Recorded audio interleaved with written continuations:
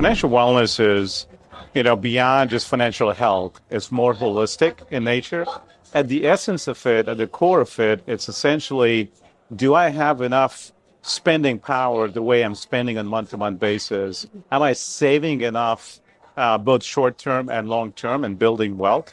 And the APAC consumers are looking for capabilities from their banks, digital capabilities, digital tools, ability to be able to track on a month-to-month basis around their budget. But most importantly, Francis, they're looking for ability for the banks to be able to provide timely and relevant in-context insights on a regular basis, so they can actually feel safe and be able to manage their finances on a regular basis. So I grew up in New Delhi at a middle-class family, and I used to go to the local branch with my dad on a regular basis. And the banker there knew our family really, really well and helped my dad with his financial needs on a regular basis in a very personalized, one-to-one manner. Now, fast forward today, banks have done incredible work in rolling out digital platforms. Consumers adopted digital platforms at a fast pace. However, what we lost out is the relationship, the intimacy, the servicing on a one-to-one basis. So we at Personetics, leveraging the cognitive banking platform, are essentially humanizing that digital experience and bringing back the capabilities from a bank standpoint to be able to address for every customer on an individual basis and help them in their financial journey.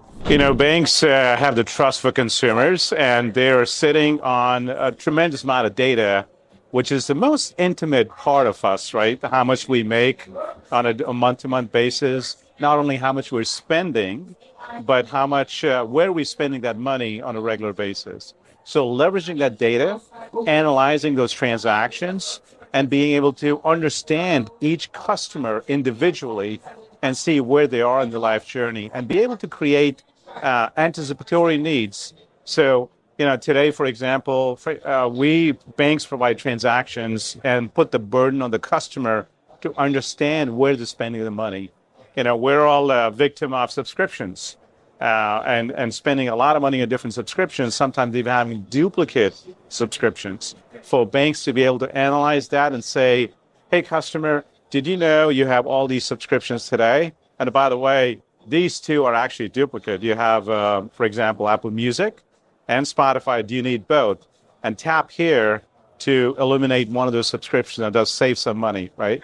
And also, being able to anticipate needs, such as perhaps a consumer might go in a negative cash flow in a couple of weeks and the rent is due.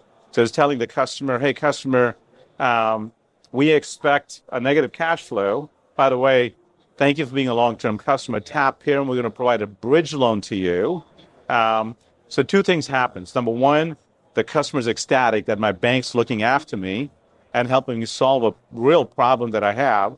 And number two, bank just had a sale on a loan, which doesn't appear like a sale. It just appears like helping the consumer solve a specific problem. So it's a win-win, and thus furthering the relationship between the bank and the customer.